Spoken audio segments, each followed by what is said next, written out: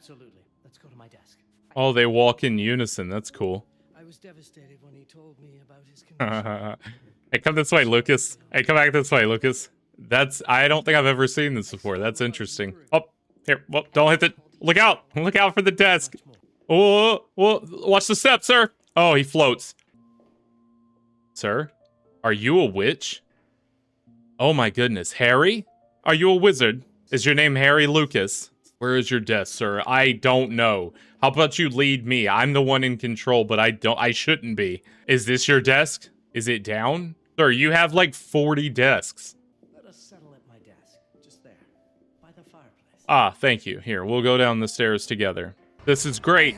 It's a cool theme. Look at all the pilgrims. I've been waiting for a game from this era. The 17th century. Is that our broom, Hermione? 1666 Amsterdam. Until a few hours ago, I had no idea this game existed. Now there's a prologue on Steam. It's also on Epic Games, so get to it.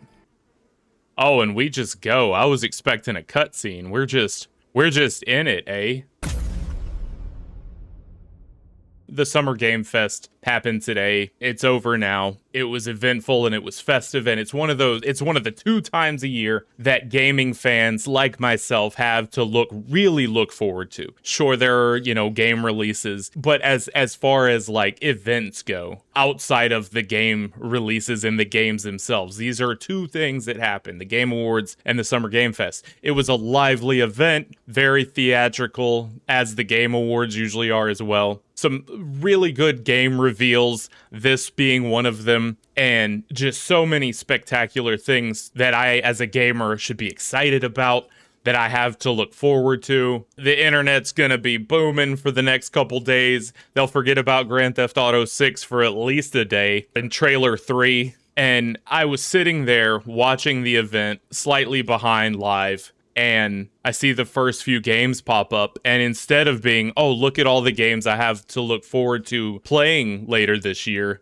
it turned into, oh, look at all these great games that I'm never gonna have the time to play. That's the feeling I got immediately. I mean, by the 3rd trailer, I was like, that's a great game that will be a 200-hour game for someone that I just am not gonna get to. I should be so happy watching these releases, right? I am a gamer, 40 years old. I started with an NES and Super Mario. We're the same age, baby, give or take, depending on how you look at the canon, and whether it's Japan or America, but forget about that for now. My circumstances are unique. I'm a veteran, an Army veteran who happens to be homebound. My last career as a firefighter paramedic had to end, and this is the situation I'm in. On paper, you look at my life and you say, oh wow, you have all the time in the world. You should be ecstatic. You can just soak up your passion, right? Knowing nothing about me. That's the surface level, right? On paper. But the truth is, I'm drowning in this overwhelming amount of medium to enjoy. And that's just gaming. Forget TV shows, movies, anime that I would love to watch, movies based on the game, shows that the games are based on, the copious amounts of media that are coming out on a daily basis. Strictly speaking, the passion of gaming that I have, you would look at me and be like, hey, good for you. Must be nice. If I'm here and I have this time available and I feel like I'm missing out on things, what could that mean for people who are in other situations? All our situations are different, right? But people who have even less time, who have more things filling their day than I do, and they may only get an hour or 2 on the weekend to enjoy their hobby. How do you even begin to breathe? We get 2 shows a year in this industry, and that's more than too much. Look, Crunchyroll popping up notifications about things to enjoy from the Crunchyroll Anime Awards. Swipe left, baby. Put it on the back burner. Let's go back to the Game Awards, right? Let's reveal Noah.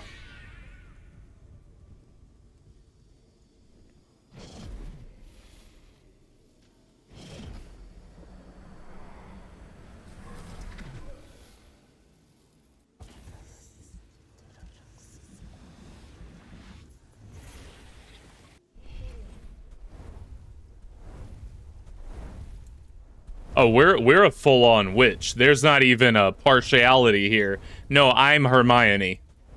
I don't know my name yet, but Hermione is who we are. We must have a seance to get to. 17th century Dutch culture. Okay. I love it.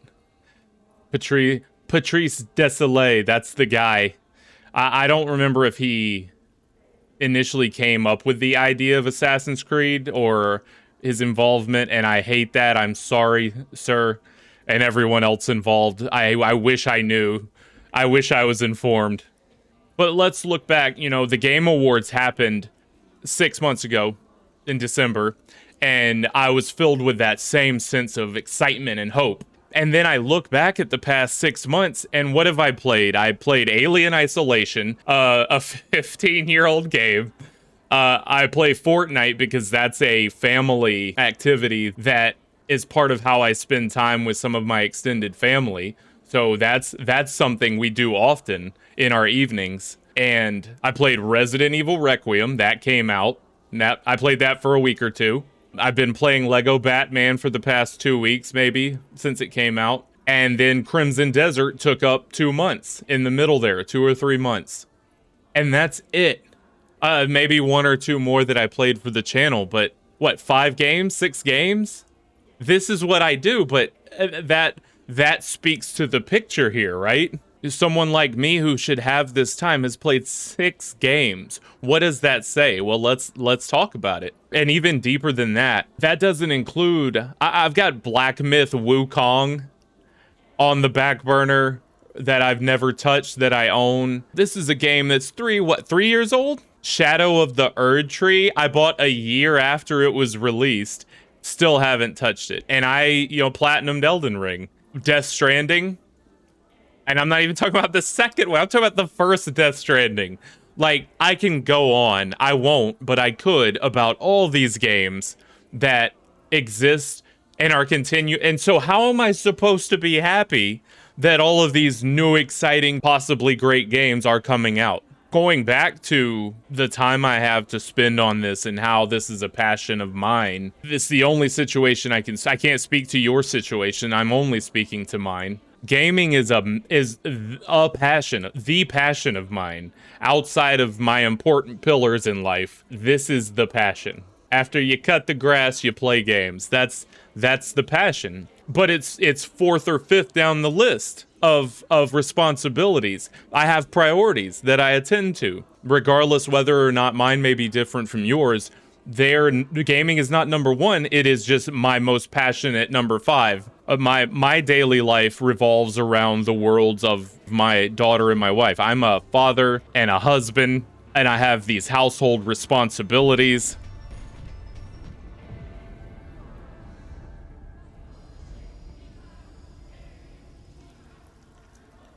Familial responsibilities.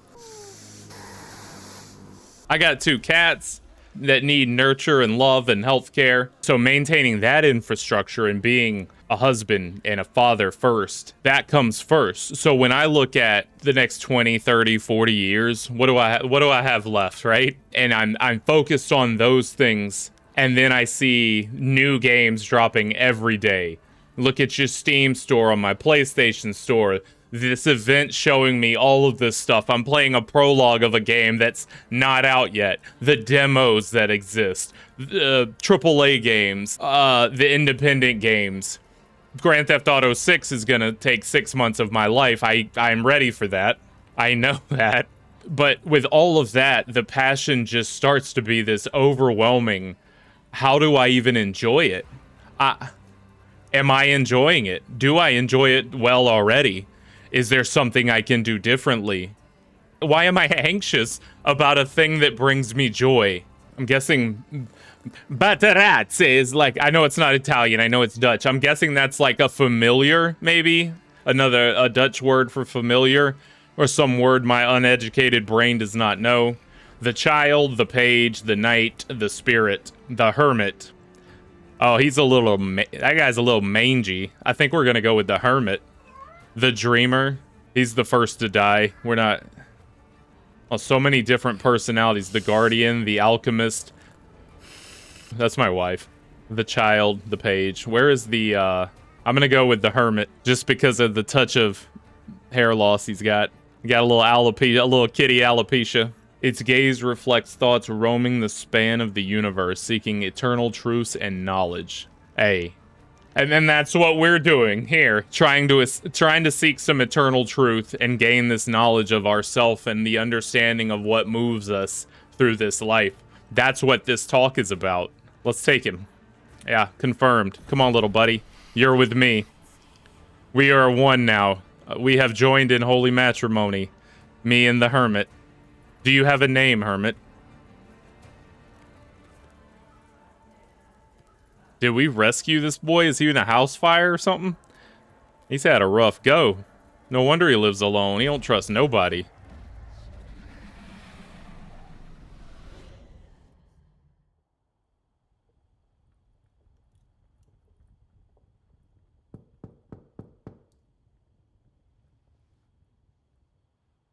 Ooh, interesting. Please come in. Professor Lucas? Yes. Yes, and you must be Cleo. I'm up here. Please join me. Let's track him. We're tracking you, boy. Here, now we can look at our feet like a lost college girl, professor. No, she could be a TA, I guess. Maybe a professor. It depends. I can't tell the age. She does have a face of wisdom. But chill out, Lucas. Look, I do find it interesting, but I understand how this conversation may be looking to someone right now without a full picture. In a world like planet Earth that's filled with people who don't know where they're going to eat tomorrow, where they're going to get some food from, we've got wars happening. There's systemic struggles that I am a part of my own systemic struggles that, you know, I'm not willing to share, but there are others outside of me that I'm not even a part of that I just can't even comprehend in walks of life around the world. And I'm sitting here stressing out about my backlog. It's self-centric. I know that, but this is my story. Right? I have a channel and I tell my story. And that is the world within which I exist, because my world is smaller than the rest of it. And I'm not participating in some ways with a lot of that. And so I can't speak to it. But what I can speak to is this. And so it feels silly. I get it. It feels silly for me to even make this video or have these. But these are the thoughts moving through me. And that's what I promised to discuss here when I committed to this. And so having said that, the barrier for me isn't financial. I can buy a game. I can pick up a game or two, you know, each month. That's not the issue. But time is... When looking at currency, it is absolutely the most brutal currency that you don't even know how much is in your wallet. You know what I mean? Your wallet could be thin, son, and you wouldn't even know it. I know if I don't have the money. I know if I can get money or I'm not going to have money tomorrow. I know the financial aspect of it, but do I have 20 hours or 200 hours or 20 months, 200 months? No one knows these things. And so when I'm deciding on a game to play, I've mentioned Fortnite, two right there, Fortnite and Crimson Desert. Fortnite is something that thankfully is not just a me game. It's a game I spend time with my family. So I'm creating memories and building these relationships through gaming that has been instrumental for me in my situation. And, you know, there are veteran groups that allow for that, which I would love to look into, but I never have. And that would help me, you know, build community outside of this channel. That was the whole point here with growing my channel, trying to build my own community for someone who can't participate, who doesn't participate in communities in my physical area. So you look at Fortnite and look at Crimson Desert. You know, when speaking in terms of time, Fortnite is a game that's been out, what now, 8 years, 7, 8 years, and constantly a new experience, a fresh update. It just had it's offline right now after the Game Awards because they drop the new season tomorrow or tonight at like 1 a.m. And I'll be there for that. Don't you fret. But this game is constantly evolving. So if that's one of my games, each season you've got a season pass to put, for 3 months, you've got 200 levels to build, and you've got this backlog of characters this library you've grown of different things that you want to use and play with, and something new is coming out tomorrow, and this and that, and you're always participating in that. That's one game. I constantly tell people who suggest another game like Arc Raiders or Helldivers Helldivers 2 when that was out. It's like, I already got Fortnite. Like, I don't want to. I can't do 3 live service games or Call of Duty. I can't. No one, I don't know how anyone can. But again, speaking to my own situation. And then, 500-hour game like Crimson Desert. I played nothing for 2.5 months but Crimson Desert. I made videos. I talked about it. I read the patches. I was following news on it. That's one game for 2.5. How many games came out from, March to May? Hundreds, right? Look at Steam. I'm not even gonna do it. I know it was a lot. From the indie games to whatever. And that's disregarding the backlog. That's just new stuff that may have been nice to try. And those 2 games particularly, they don't just ask for your attention. They're not like, hey, play us when you can. You are supposed to be consumed by them. They're designed to just overwhelm you with things to do. You are dating, that is your game. You're in this together, and you must play it. And if you branch off into something else, you're not, maybe you're not going to want to go back to it. And so you don't want to delve into other stuff, or you might lose interest in it. So you're like, well, I paid $70. I've committed 200 hours. I want to play 300, 400, see this thing through. So you stay with it. But for me, that's where something beautiful like this game comes in. Here, let's go talk to Lucas. Let me knock this out. This is a beautiful thing. This is a prologue that was just released, akin to a demo or a short independent game or smaller experience. The pleasure is mine, Cleo. I'm glad you called. Absolutely. Let's go to my desk. So how's my dear friend Aaron? You called my father a friend. Of course. He never talked about Oh, they walk in unison. That's cool. I was devastated when he told me about his condition. Hey, come this way, Lucas. Hey, come back this way, Lucas. I don't think I've ever seen this before. That's interesting. Hey, sir. Oh, I gotta tie my shoe. I can't crouch. Oh, here. Well, don't hit the... Look out! Look out for the desk. Oh, watch the step, sir. Oh, he floats. Oh, he's not gonna. Sir? Are you a witch? Oh my goodness. Harry? Harry Potter? Are you a wizard, sir? Settle at my desk. Is your name Harry Lucas? It's the ideal spot to examine your letter. Where is your desk, sir? I don't know. How about you lead me? I'm the one in control, but I shouldn't be. Is this your desk? Is it down? Sir, you have like 40 desks. Let us settle at my desk. Just there. By the fireplace. Ah, thank you. Here, we'll go down the stairs together. Don't look at their feet. Just look up. It'll be fine. Now, Can I have the chair? intriguing letter. Oh, do you want to sit here? My bad. My bad. Yeah, I'll get in front. Why are you... Dude, quit following me. This is your desk. Like, sit down. Oh, you want it here. Got it. Now show. I can't read past the first line my father wrote. The writing seems to be hidden behind some sort of veil, and there's movement in it. It's like something organic. You're absolutely right. Oh, it's charmed. This letter is from the Zandaris tribe. That's what I was thinking. Zandaris? Can you decipher it? I'm afraid I can't. We got to But take it to there Professor is Snape a tome in so he can here remove on this ancient charm. Writing. I think I might have stored it a little too well. You mean you lost it. That's what that means. You lost it. Just admit it, Professor. So, provided that I cannot play every game, it's things like this. This little prologue dropped, and I had time to kill. I was like, what better way to spend my evening while Fortnite's down?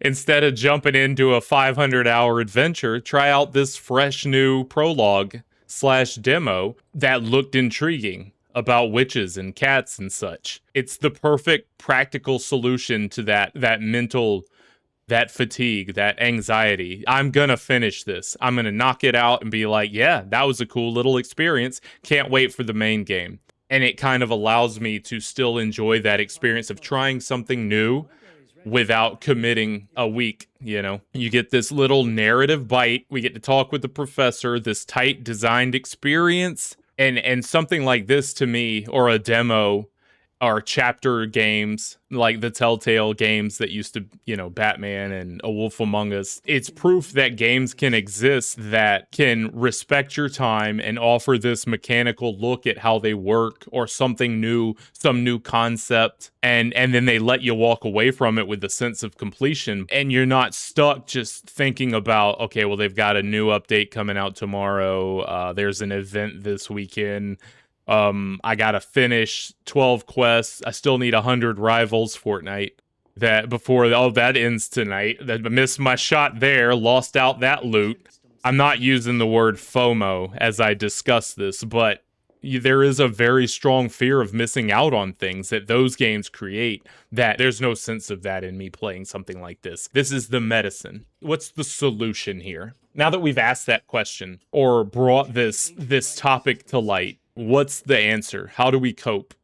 How do we cope with this problem? Yeah, you can't play everything, right? Okay, let's accept that. I cannot play everything. The time is constrained. I've accepted it. How do I face that? How do you face that? And I think for me, the thing I've settled on is this mindset shift where I let the games that I touch be the ones that write my history, my gaming history. I have to acknowledge that fear of not playing everything isn't going away. I'm going to regret not playing this game when the full version comes out. Do I want to say, yeah, I like this, I'm going to get to it? I do, but I know I've got to accept that I won't, and maybe I will, but if I don't, I can't let that be a problem. I have to accept 100 games are coming out this month, and I may play one or two, and those will be what get layered into my psyche. Those experiences that I have, where my daughter's climbing all over my lap while I'm trying to play on the living room couch, those are the games that'll be stuck in while I'm remembering her and the times we had playing together. And it's just going to be that way. I'm not going to play everything. And I will feel regret for these possible masterpieces. Everyone says they're on your list of games to play before you die. They're not going to be in my history, and I'm just going to deeply enjoy the ones that I can play and let that be written into me. My kid's getting older. We're going to be playing games together soon. And what I can realize for sure now, without even knowing how it's going to be, I know that the experiences that we have together are going to far outweigh my regret for not being able to play Assassin's Creed 12 or whatever other game I may miss out on because I just don't have the time. My priorities, my joys, and my gaming experiences will all just be one thing that help define who I am, and that's good. That's a great thing. As much as Professor Lucas would like me to check the ancient writing section, I'm leaving you here. Go get this demo. It's on, or this prologue. It's on Steam and on Epic Games on PC. You can play with mouse and keyboard or a controller. I'm so excited to keep going. I know I don't have anything figured out here. I probably left you thinking more questions or thinking that I'm some entitled, pretentious fellow who is too worried about his own problems to think about problems that matter. Yeah, I get it. I can't help you with that. That's just my story, man. But I'm leaving here with that struggle still in my brain of family, passion, hobby, games that demand my soul. That ongoing struggle of equilibrium, man. I don't know how I'm going to handle it, but I think I have a pretty good idea. But as always, it's not about what I think. If it was about what I thought, I'd turn this camera off and just play my little demo here and go on about my life. I want to know what you think. How do you handle this? I know my singular experience is not unique, but it's also unique. And other people have experiences that are people that are 65 and are retired with no family. They're the last ones left and they play these games. Maybe you're 25 and you didn't go a traditional route through school and you're just working, or you went to school and your focus is that and you're spending 80 hours a week studying, but you still game. How do you do it? Do you just feel sad you can't play everything? You don't have the time, you don't have the money. What do you do? What do you do to face this? Or are you a volunteer who builds Habitat for Humanities and you're wondering why I'm complaining about my little video games? We're all different. I'd love to hear these experiences. How do you decide what games get your time and what helps you write your history? So that's where we'll leave it. If you're not a subscriber, subscribe. If you want to be a pal, you can contribute to this channel by clicking join and becoming a member. It's $2 a month. Helps me keep doing these and get my little games, the few games I play each 6 months before the Game Awards. And there's also a super thanks button if you'd like to tip along with your comment. I hope you're all having a great day and doing well. Be happy, live a good life, and I will see you in the next breakdown. Take care.